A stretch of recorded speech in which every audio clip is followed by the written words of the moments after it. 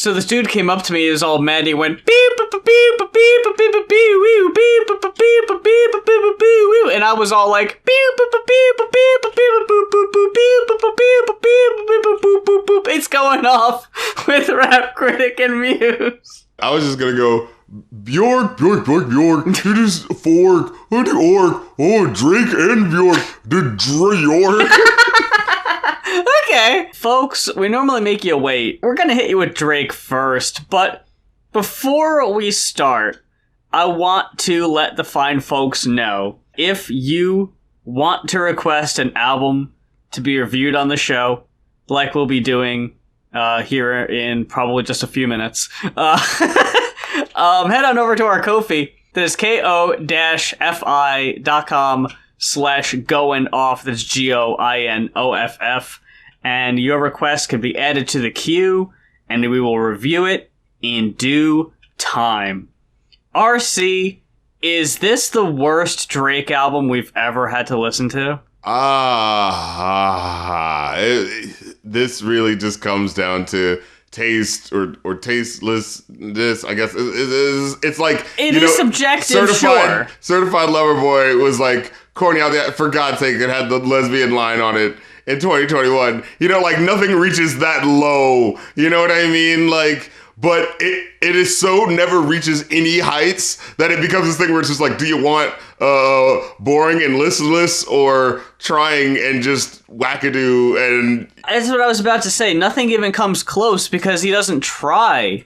First listening to it, I was like, okay, it's going to be a little bit of a mix of both. But then, you're kind of just seeing this album, the album title, honestly, Nevermind, in these, spray painted on the hood of someone's car letters, you know what I mean? And it's like, kind of seems like is this like the response to the Take Care, you know what I mean? And it's like, oh, thank me later. Honestly, Nevermind. As you're listening to it, they sound so, like, relatively bare bones that, like, it feels like it's just anticipating the remix culture that's going to happen to it, right? Where it's just like, oh, which one's going to pop off? Oh, well, I guess if that one pops off, then that's the song that I'm going to make, my couple $1 million to when someone remixes it for TikTok and it becomes a nice little sensation. But the thing about it is, like, yeah, and that's why they made the point. It's like, now, if none of these gets remixed by the, hot DJ of the day, that's when this album has honestly failed, because it's so just trying to be these bare bones templates. The new review that I'm doing for the future Drake joint, I'm actually pretty positive towards it, because I'm like, you can still do a love song or whatever. It doesn't necessarily mean that it's bad, but it's like, it still have to have character and flavor to it. With so many of these, it just felt like, as I'm listening to it, it's just like, this needed another draft. This wasn't, like, I even wrote, as I did my second draft over it, I was like, oh my God, we're already at the songs that I'm like, what in the world? Like, the freaking couch squeak song, the bed squeak song, get out of here. The specific BPM that it's going, it just feels like slightly too fast, like, and then he goes like, oh, do it at halftime, and then you hear, it's just like, oh, come on. But it's such a, like, cheesy, like, laugh line. They're just like, wait, what are you doing? And it's like that's the one that I'm like, I don't see anyone touching that one, because it's just so, like, silly off the top. And then, like, the gun cock thing. Like, what is this? Like, so we're open on the bed and we're cocking guns too. Like, it's just so silly. Like, there were only 2 tracks I gave more than a 3. Sticky. Yeah, Sticky was the highlight of the fucking album. I was like, Drake, he's alive! The beat on that, I really liked. Drake actually had a flow that was worth the shit. He didn't really have anything to say, but throughout this album, he doesn't really have anything to say on any of these songs, but I think it all came together pretty well. And just the fact that he started with the Homer hanging on my neck, and it just like, I mean, I'm thinking of Homer Simpson. You gotta... Drake, you gotta know this. And then, but I did like the line, like, there was a whole bunch of slick shit, right? Like, my brother named his ting they dial. Let's stop all that back and forth over the net. Like, come on. Like, yeah, he's hitting you with some lines there. But, like, that fire that was in that song was just like so missing from anything else. And I'm not saying it has to exactly be that, but there's no, like, the thing where you do, you know, where everyone knows you're not supposed to put two really slow songs back to back. Some of these, the track listing on this, like, the songs get slower and slower and slower. It's like, oh my God, it's like the opposite of the Energizer Bunny. And the other song I enjoyed wasn't for Drake. Which one was it? Tie the Binds. The Spanish guitars. Raymond or Ramon Ginton on the guitar. I thought it set the song apart and gave it... It's a shame, though, that Drake is the least interesting thing about the song. And the album overall, honestly. Like, if someone were to take some of these songs and remix them, I don't know where you would start. I can't see a remix of any of these songs, regardless of who does it. Yeah, it still doesn't have its own life. But you can't shine the shit, man. It's still shit, regardless of what you put on top of it. Like, everything just feels like it needs a second. Like, you're dealing with me rough. You're dealing with me rough. Like, I was just like, wait, that was the first? No. When I say those were my two favorite songs, right? This was my experience listening to this album. I inadvertently had Spotify set to shuffle. It started on the intro, which is just 39 seconds of nothing, right. Really. Yeah, not a good idea. No. And then I think it jumped to... I don't remember which song it was, but I was like, whoa, that was super jarring. And then I was like, oh, fuck, I had it on shuffle. Let me, turn that off, go back, listen to the intro again. And the transition between the intro and the next song was just as jarring as it would have been with any other song on the album. I started listening to it on Sunday, just on a whim, right? I was like, let me see what this Drake's album about. I made it a minute in to Falling Back, and I shut it off. I was like, I'm not taking notes right now. I'm not listening to this. Fuck this. Falling Back and Texts Go Green both got fucking zeros from me. Yeah. Am I going to end up shutting this fucking thing off and not even make it to the end? I can't tell what the plan is, what the point of the album is, because what we get, besides like keyboard preset beats, essentially, is what sound like randomly generated lyrics. Don't they have those things now, like Drake type, what would be a lyric that Drake would make a song and it just takes every Drake song ever, puts it into an algorithm. Girl, I'm really rich and I'm waiting for you and I've got money and I'm waiting for you, girl, but you cheated on me and you made my heart feel bad, but I'm not concerned about it because I got a lot of money, but it's just like, oh my God. So, not only do we have paint-by-numbers lyrics, generic repetitive beats, but this is what sets it apart for me, I think, as being the worst Drake album I've ever listened to personally. This goddamn falsetto. It's fucking awful. It is the most off-putting sound he's ever attempted. This high-pitched singing he goes for when he's not just half asleep, mumbling his lyrics at you. He then decides to wake up a little bit and tries to sing, and it sounds even worse. Like, I don't know what I'd prefer him do. What was that later track where it just feels like the whole thing is slowed down, and so, like, the effectiveness of the vocal is even more jarring? Fucking Liability.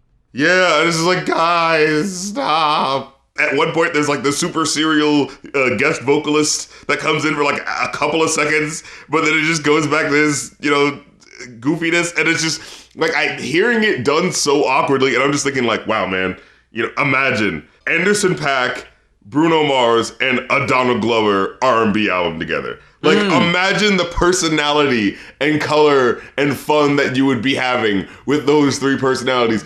Making love songs, sure, like, but still in a really, like, fun, creative, every other lyric is like a quotable, sort of thing. With this, it's just like, I'm just getting nothing from this as an experience by itself. You know what I'm saying? Like, yeah.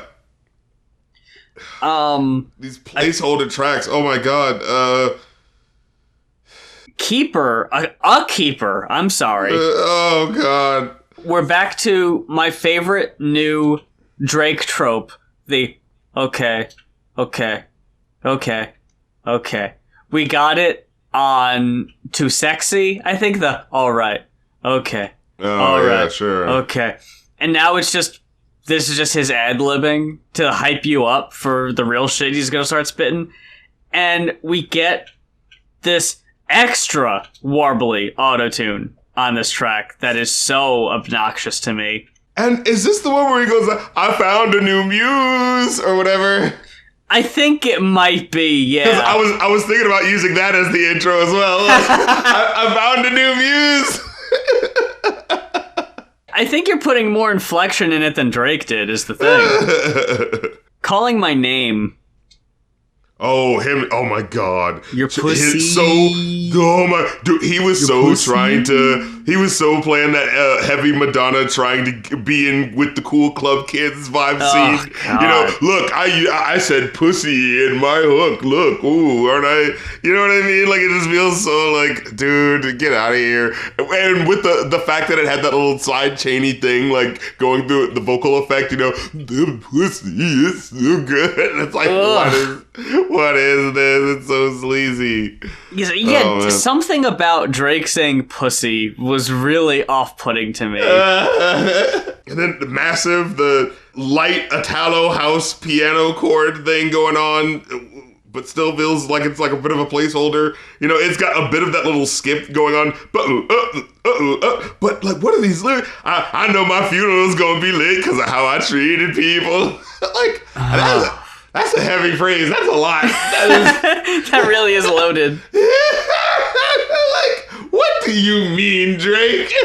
Like, that's not necessarily a line that everyone can even really say, but what do you specifically mean by that? And it's just so heavy in conjunction with what he's saying before. Like, I don't know. It's just such a weird... It's... So much of this is so rambly, because like it starts off, yeah, I've been alone and my thoughts can't fill this void in between us. I cannot stand losing you, whoa. All these feelings intertwined, fighting the urge to reach out, and my stance remains unchanged. Sounds like there's a bit of tumultuousness going on here, you know what I'm saying? But then, I was alone in this world, and I needed people. My funeral gonna be lit, because how I treated people. Wait, it sounded like... There's some strained relationships going on, you know? Like, yeah. Flights booked. That was the most frustrating one. Where I was like, oh my God, hearing this like really cool sound, and it sounds like the David Guetta, there's no place I'd rather be. You know, that type of joint, really big sounding. And I was like, oh man, you hear the getting laid where you want to be, and then I'm afraid, don't be.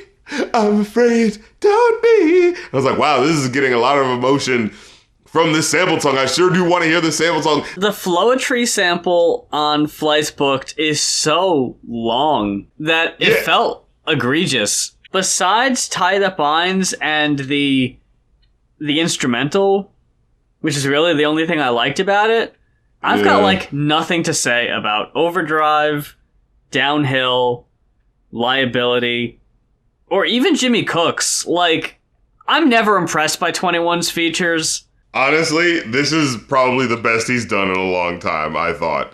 Wow. And I've noticed this. There was another song that, like, Pharrell did where, like, they just put a whole bunch of really lively percussion and stuff around him and try to, like, just give him some energy. And, like, but he actually kind of comes, I feel, inspired off the beat and actually has a couple of lines here. Like, when he starts off where he's like, spin a block twice like it ain't nowhere to park. Smack his backside of his head like he Bart. I fell in love with feeling dizzy, so I spizz in. Got mad love for your boy, that's my twizz in. If the niggas keep on dissing, slide a giz in. Like, we the reason why the ops ain't got no prison. Like, that was kind of in that Snoop Dogg, you're not saying anything, but this is, I'm having fun with the flow, you know what I mean? Like, yeah. What is 21 Savage up to? Damn, did he drop a project? Let me go see what that's up to. Because like with this, as I heard the production, and the production actually wasn't that bad. I liked how it kind of like sped up with that little NO bounce. I did like the sound of it, yeah. But again, it just reminded me like, oh right, that was the last wave he tried to ride on, the NO bounce thing. Yeah, remember that? Mm-hmm. Like, you know?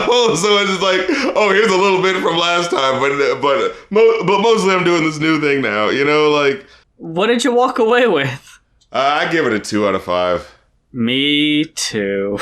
Going on from there, though, Dr. Goatman has brought us another treat. Once again. It's Debut by Bjork. RC, what'd you think of your girl, Bjork? So, just to give you my mini history, I've always been, and this feels weird, but like afraid to listen to Bjork. Look, I totally understand that. I don't want to cut you off, but that is a thing. Like, people have been hyping up the weirdness of Bjork forever. And I want to say that probably the later albums, they do get weirder. Like, sure, maybe. Like, this is the debut. You can just look at the album cover. She's just standing there. She's got her hands on her face. Like you can tell it's being so real. Like, this is just the picture that I'm taking when I first came to the studio in my anticipation. It's very demure. It's very unassuming. So this album is a really great entry point for Bjork because it's probably her at her most accessible.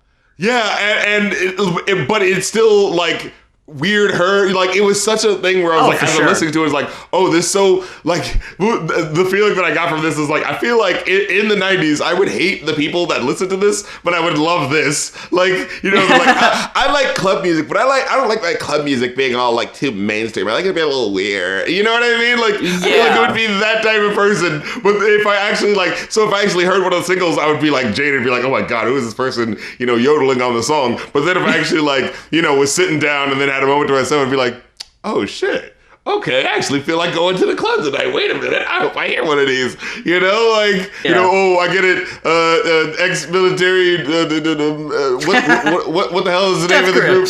Death Grips. Oh, because it's weird, you gotta like it. Like, I'm sorry, I don't necessarily like shit just because it's weird. You know, it's still gotta like gel with me, you know what I mean? So I came into this, I remember hearing one or two of her songs and having that similar feel of like, oh, this is just the type of music that you just listen to it and you just feel weird because it's just always throwing you off and disorienting you. And I'm like, I don't know how this feels just as a listening experience. I remember I heard one song, I think it was that she did with Timbaland producing it. And I was like, oh, Timbaland produced it? Well, that's got to be accessible. And then I like tried listening to it and watching the music video and I was like, you know that feeling you get? I don't know how to describe it other than like, you know, you're 7 years old and you're up late like watching really experimental weird music videos and one of those songs comes on and you're not like, it's not horrifying, but it's just so unsettling and you just don't know how to feel and process it. That's what it felt like a lot of Bjork music was going to be to me. It was going to be late night, staying up late, you know, probably going to have nightmares about this music video and its imagery. You know what I mean? That's what I thought I was going to get for music. And then I listened to it, I was like, oh man, it's really nothing like that at all. It's actually very accessible. Because like, I remember you just see like the albums and the pictures and, you know, her wearing the swan dress and you think it's going to be like this weird, everything's going to be in like, you know, 7/8 time and like it's going to be, you know what I mean? Like it's like, and you know, I guess she's been able to do her thing ever since she was like a kid. So who knows how weird and bizarre she's gotten ever since that, you know what I mean? But like you get into this joint and it's like, it's so like humanly accessible while still being weird. Like it's still like it hits you on both levels where it's like, this doesn't sound like someone who's trying to be weird to be cool. This feels like someone who's like, well, this is how I wanted to do this and the 90s is popping and we're in the club, you know, and so I'm gonna do that, but there's gonna be a time where maybe I'm gonna like sneak off to the bathroom, you know, like to hang out with my friend or something like that. Like there's such cool character in these dance songs that I hear here that I was woefully missing from our first review today. You know what's funny, and I feel like this comes up a lot, this album in a way reminded me of the Talking Heads album we reviewed last time. Yeah, I was thinking that. It's a little weird, it's a little out there. A little eccentric. But the songs fucking slap, and like it all just kind of comes together. And I've talked about this on the show before, that I'm not a big lyrics head. You know, I usually just listen to the song, and if it hits me, it hits me. So, going through the lyrics for the first time with these songs, there have been times I've been listening to a Bjork song and it's like, I get most of these lyrics, right? What does she say? I don't know what she says right there. And then you go on Genius, and it's like, oh, it's literally gibberish. It's literally... It's the very definition of just vibin'. She's like, just spitting out random syllables, and it doesn't mean anything. literally the new age dance club music version of Korn. Just it's going up the beat. It's just put that on the other side. You know what I mean? It is kind of scatting, but like it's just singing in like on Genius. It said it could be interpreted as like maybe being in another language, like maybe she's singing in Icelandic. Yeah, that's the people. And you know, there's a lot of people that just probably thinking that like, oh, that must be that Icelandic. I don't know what their language is called. It's like no, it's literally just gibberish. I was like, huh, okay. It works. Like, I'm fine with it. Like, it fits the vibe and it carries the feeling that I'm currently experiencing with the song. So I'm cool with it.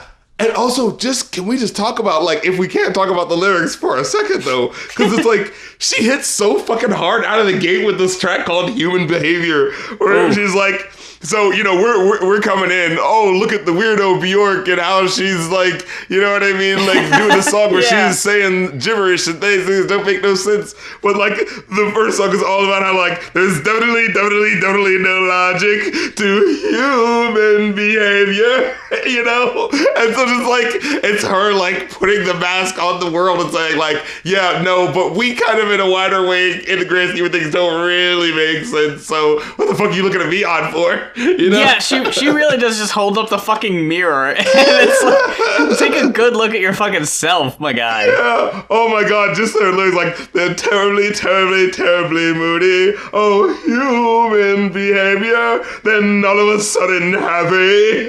And I think she just kind of gibberish. Yeah, she just goes off onto her own thing. Yeah, it's just you get the slides point. into this point. Yeah, and it's like, it's so good.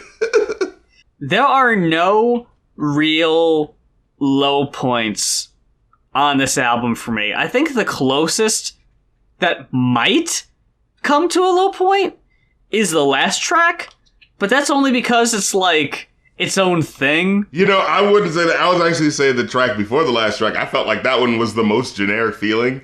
Violently Happy. Like, it was still pretty fun, but it was the one where I would say, maybe this could be a single, but like, this is the single that you throw up so that when you listen to the album, then you go, wow, that was the worst one. You know what I mean? Like, I think for Violently Happy, I think that might have had the strongest emotional delivery that kind of carried it for me. And I do like the lyrics to that one. The Violently Happy, I'm getting too drunk. Violently happy, I'm daring people to jump off roofs with me. Yeah. Only you can calm me down. Like, whoa, holy shit. Like, the lyrics on this album are they're very direct. She said, whenever she gets out of the gibberish, she's saying some very cutting shit. Like, it cuts to the chase. Yeah, I don't want to say they're simply written because I don't want you to think like, oh, you know, she's not saying a lot here. But the songs are very minimal with, like, the word count. But what she gets across with what she says always works. Or a lot of the song just ends up being that fucking awesome dance beat, whatever song it is. Like, this album needs to get mentioned in quintessential like mid-90s. Daft Punk, you know, like... Yeah, for real. I just don't think people would assume it if they don't know who Bjork is. Yeah, it's like, crazy. They just think she's weird. They just look at her and think, oh, like, Yoko Ono. I've heard the like stereotypes about Yoko, and honestly, folks, if you go back and listen to a lot of Yoko stuff, you're gonna be surprised that it's not as weird as you think it's gonna be either. It's just pop culture has a way of making you think. Like, someone on Saturday Night Live will do an impression of a celebrity, and they'll say something that honestly the person never said, but they'll say it in a way that you think the person said it all the time. Oh my god! And it's like. So I had that moment with Bjork here where, like, you know, I'm listening, like, the most I knew from Bjork was Alex Borstein's, Muse, you there? Yeah, Alex Borstein's representation of her. So that's all I know her as, you know, he does a voice and she yodels like this. And it was so funny because as I'm listening to the first track, I'm like, wow, she definitely has a number. This is totally what it sounds like. But it's like, but I'm not laughing at it. Like, it's still like, but this is really good vocal delivery. Like, I'm not chuckling at this in the same way that, like, I would listen to, like, a Jewel song and then hear, like, Mo Collins do an impression of her and then listen back into the Jewel song and be like, yeah, she does kind of sound like that. You know what I mean? Like, with this, it's like, no, I get it, but it's so her style that, like, it's still cool anyway, you know? Like, you couldn't get her. You couldn't subvert it, you know what I mean? When I listen to it. Alex Borstein doing Bjork on Mad TV. I forgot that was even a thing. I just looked it up, and she fucking got her look down, right? With the hair and the little buns. Oh my it's god! Like, can I just tell you, Alex Borstein was like my first like freaking crush. I think like when I think about it, because she's like this really funny chick. You know what I mean? Like Crying. I don't have too much to say about it. I just really like the sound of all of it. It's a little less gripping. It was just a solid than human behavior. Yeah, when I heard it starting, I had that moment of, oh, we really in the 90s club scene. Like, yeah. You could hear the 90s video game synth sounds and everything, you know? There's a synth sound specifically in Crying where it's just like this dance beat going, and then it's just like, huh. And it's like, it's like kind of creepy. The way just kind of, like, it almost borderlines on, like, horror video game soundtrack. Like, what's going on here? Yeah. And then, like most of the album, it's about, like, how she feels such strong emotions for someone, whether she can be with them or not. Like, that's almost every song on here is kind of about that, but it doesn't. It's not samey. They don't run together in the way that you would expect them to. Yeah, like, okay, like, Venus is a Boy is just so, like, as soon as we go from Crying and you think you're settled into, oh, it's just 90s club vibes, then you get Venus and the Boy, like, oh my god. Like, it starts off kind of feeling like it's just going to be simple 90s club vibe, but then as it just builds with the beauty of the music, it's just luxuriating through the sound, I was just like, whoa, okay, what the fuck? Like, yo. The second the sitar starts coming in the background, it's like, whoa, where are we going? And then there's, like, tabla, like, going in the background. Like, there's so many worldly elements going on that it paints such a picture. It's like, holy shit, this is a fucking experience, this whole thing right now. Yeah. Speaking of unique experiences, though, there's more to life than this, recorded live at the Milk Bar toilets. What? This song here. Milk Bar wait, in DC? Maybe the Milk Bar from Clockwork Orange. But yeah, it's just funny listening to the track, and I'm glad I noticed that, where it was just like, you know, you're listening to the song and like, oh, we're actually in the, like, again, we just went up to the moon for a second, I guess, and then we just came right back down to the club because it's still midnight, you know, and like, yeah, getting those Run Lola Run club vibes, you know what I'm saying? And then, like, I feel like I'm like actually like hanging out, like, I feel like straight up and down, you know, with all these movies that are about 90s, you know, Manic Pixie Dream Girls, like, as I was listening to this music, I really feel like they were just like, oh my god, this club scene's too weird. Let's hang out in the bathroom and do coke or something like that. And, you know what I mean? And so, like, listening to this song, it feels like it actually has this moment of like, oh shit, are we closed off or something? Are we about to do like a 7 minutes in heaven or some shit? Like, what's happening? The way you hear, like, the genuine party noises going on in the background, like people talking, and music just kind of playing, and then you just like, you feel yourself getting up and being pulled away from it, and suddenly you're in a small room and it's just Bjork and you, and y'all are just talking, and that's it. And it's like, and then we're like onto the street, which kind of blends into the next track. Oh my God. Has that too. Yeah, and you know what? I got that vibe of like, oh, this feels like the moment where, because like she sounds like she's recording it like outside of the studio. Like she's like, no, we're doing too much in the studio. We've got to go outside of the studio and you know, like really take in New York and wherever we're recording this. You know, it does feel like this would be one of those MTV, like Bjork is recording her next single outside the studio. You know, like.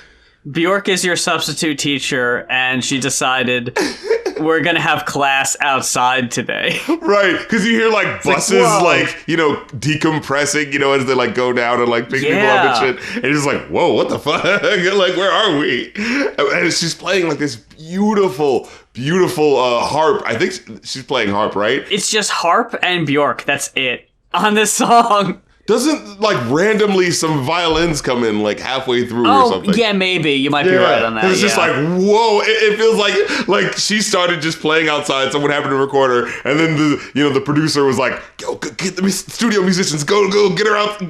Go outside. We're capturing a moment. Big Time Sensuality is a fucking mood. This is that sophisticated pop shit. Look. Big sophisticated pop vibes. This has got a dope fucking beat, and Bjork just kind of like breaks it down with primal noises and screams at one point. Like, man. Just feeling it, man. It is big time sensuality indeed. It is hard not to feel like either happy or like, because like a lot of these songs here, even when like Bjork is talking about how she's like dealing with like missing someone or like any of these, like, you're not brought down by it. Like, every song is so fucking upbeat and like lively. You will feel like an early 90s bohemian chick. Yeah. According to Genius, the gurgling noises of a baby in the beginning of One Day are not Bjork's voice twisted by effects and not Bjork's son's voice. It's actually a standard sample that can be found in Swedish Pampers commercials, sort of like audio clip art. And I was like, oh, so it's like that one children's laugh you hear in like every commercial. Yeah. So like other countries have their own version of that, I guess. Well, I love that stock baby sound. And I love that this is the fake thing. Like, you know, it was like, this feels like the most like, oh my God, what a real moment. She's letting us hear her child. And no, that was from another thing. I'm not going to let you guys hear my child. That's weird. Like, there is a lot of moments here where I'm like, I find myself trying to critique the beat or something. And then I see like, oh, it sampled a thing. And I'm like, oh, well, I don't want to credit it too much if they're, like, lifting too much of a beat from something else, but then when I look into it, it's, like, just a very small element from a song is being used, and most of the beat is being created, like, from scratch. Yeah. And that's Nelly Hooper, I want to say, is the only other writer and producer listed on the album. Aside from... Like Somebody in Love, which is a jazz standard, which is a cover, like the only cover on the album. Yeah, I was unaware of that. The way the lyrics sound, it feels like a Bjork written love song where it's just like, you know, this person that was the most Manic Pixie Dream Girl sounding song where it's just like, I'm with this guy and it's like being in love. I don't know. I guess it kind of feels that way. When she like twirls her skirt and kicks some rocks, you know, like. I feel like Bjork can do a cover of any song and it sounds like I would forget. Yeah, I'd be like, this is a Bjork song, sure. Like, why not? Cover Regina Spektor. Yeah, sorry, this is a Bjork song now. This is. Oh, can someone please request a Regina Spektor album? Okay, I think Aeroplane was maybe the one I possibly liked relatively the least, just because it doesn't all the way come together for me, where like the jazz quartet that comes in, it felt a little too disconnected from the rest of what was happening. Like the more the more jiggling, vibrating sound of the rest of the track, you know, it feels like you're like gliding through this jungle, like with this prowling music to it. And like the jazz quartet, it felt like up to this point, everything that she was doing weird felt so much like, but this is this girl's like honest to God, like truth of how this is going. This one felt like her, you know, we're back at the observatory and now the jazz players go, you know, like it didn't feel like it was really incorporated into what the flow and vibe of the song was as much, you know what I mean? Not in the same way that I felt, honestly, that it fit with the anchor song at the end. At the end, I felt like that one fit the best, where it was like, oh, it's going really slowly and pulling you through this because, like, well, it's the anchor song. It's supposed to be showing you and, like, giving you this mood. You know what I'm saying? Like, in such a contrast to the jumpy, like, vibing moments that we've had before. So I thought the last one was actually a really good moment. And I think maybe, Aeroplane and Violently Happy were, like, maybe kind of, like, my least favorite tracks. But, minus that, and Come to Me, I thought was actually really dope. I like the epic, exotic James Bond singer, you know, vibe that one had going for it. You know what I'm saying? That shit was so cool. I was like, how is that not in whatever the fuck, Pierce Brosnan 90s movie? Yeah. How they didn't tap Bjork for a fucking James Bond theme. Yeah. That's a giant missed opportunity. Yeah. I thought Aeroplane and Come to Me were two super strong cuts. I really enjoyed Aeroplane. I liked the mix of just like, there's just birds And then there's like sax and drums, and then there's even more birds. Like there's so many birds on this song, and it had an attitude that doesn't really come up on the album too much. A lot of the album is very subdued, and there are songs I've heard Bjork do where she's way more aggressive, and I guess I was hoping that would pop up more, but I'm guessing there might have been you don't want to put people off too much. You don't want to scare people away. Like the debut Sinead O'Connor album. It's I think it's called The Lion and the Lamb. It has two covers. One that's an international cover and one that it's a United States cover. The international cover is her just like screaming. Like she's making this face and she's screaming. The other album cover is very much like this album cover. Where she's just kind of looking down, she's kind of got her hands on her face, and was told by the label, like, you need to look more reserved, or you're gonna scare people away. Wow. And again, that Sinead O'Connor album is not really that out there. Like, it's like, you see someone screaming on the cover, it's like, oh shit, and then it's like, yeah, I mean, I guess. Like, it's not really that aggressive, and I guess maybe I was hoping for some of that more, so when there is a bit more attitude, it's like, ooh, yeah, give me that. But yeah, I dug the last 4 tracks here. The Anchor song reminded me of a They Might Be Giants song feel, almost. Yeah, I really like that one. It's very simple. It's just a saxophone and her, and the saxophone kind of sounds like the ship horn. Yeah. Very awesome. And I've actually, a friend of mine has been getting me into... Who's your boy? One Piece recently, so oh shit, okay. It's actually kind of fitting. You sent me a meme a little while ago and I didn't understand what it was about. It was like the gum thing and I was just like, alright. I mean that's a little wacky, but okay. You get a piece of gum. Yeah. Look, that was one of those things where it's Fox Saturday morning, it's anime. RC's got to know what this is. That's purely why I sent it to you, because it was like, it made me laugh because I'd never heard I'm not familiar with One Piece at all, but hearing the American version of the theme song, and it was just like, he's bouncing away. It's like, how to do that? He ate a piece of gum. That's just fucking, I was like, this is corny as hell. Have you seen, what was the name of that show? The show with the drill, the theme song, like when they cut back to a commercial, it always sounds like they're saying "row, row, fight the power." And I was like, "Oh, what are they saying here?" Gurren Lagann, yes. You never watched that one?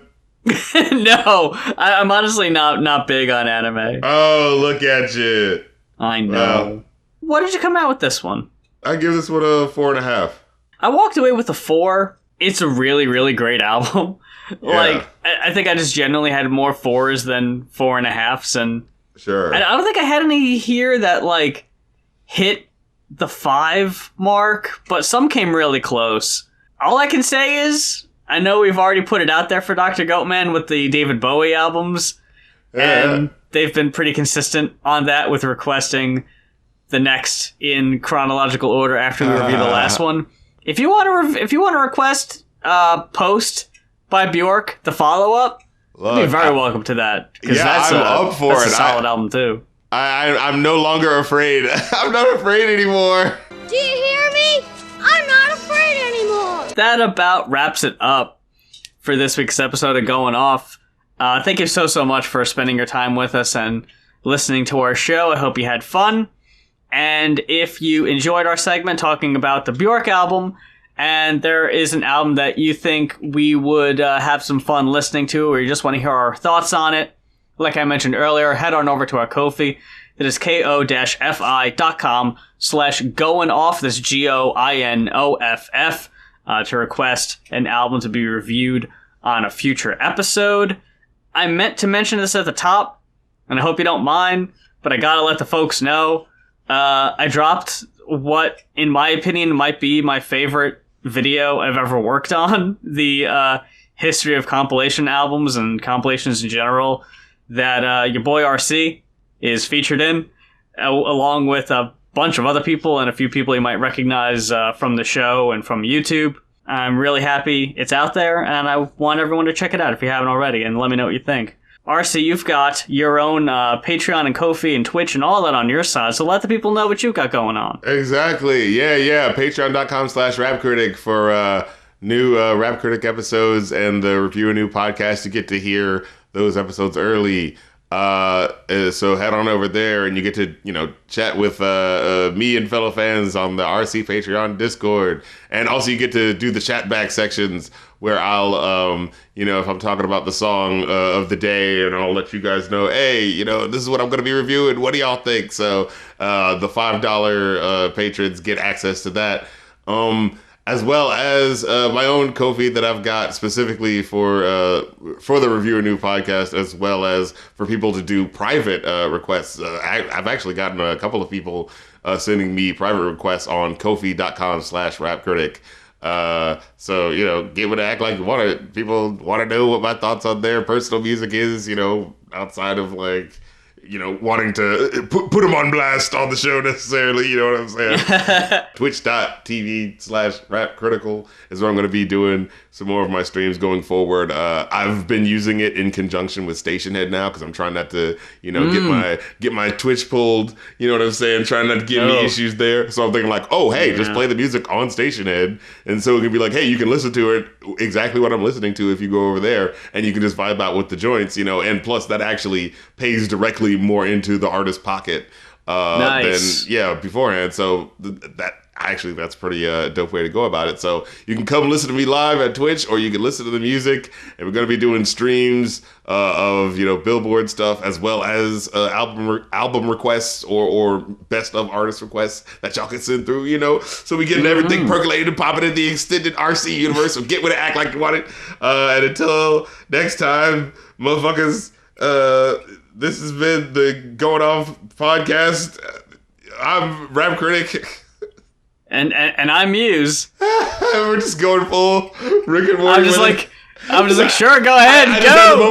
Wait, are we just ending it now? Yeah. Yeah, that's it. Yeah, it's like there's nothing else to say, really. I was just like, why not? I don't think we've ever done it that way. We're going, it's happening, Ultra. We're barreling towards the end. We'll be off next week, but we will be back after that with who knows what. Maybe requests, maybe something new. Beyonce released something. I don't know what the release date is. I'm sure it's not going to be 2 weeks from now. But whatever it is, we'll be back with it, and we'll be back with another episode of Going Off. But until then, I'm Muse. And I'm Rap Critic, and Alex Borstein, you're so divine. Just had to put your name in my rhyme and do what you like. Da-da-da-da-da. And Fran Drescher and Jennifer Tilly and Joey Lord Adams, all you scratchy voice 90s hot chicks, holla at me. I'll be your baby. What's the word? Where it's like the opposite of sugar baby. Yeah. Holla at me is all I'm saying. I had to throw it out there just in case. Just had to throw it out there. I'm at all of them in the tweet. No. You're going to get at least one DM. I promise you. Look, you ain't never going to hear about Rap Critic ever again. Shit, Jennifer Tilly, she's got fucking Simpsons money. She divorced that Sam Simon dude. Oh, fuck, that's right. You ain't never going to see nobody going the way I'm going to be going.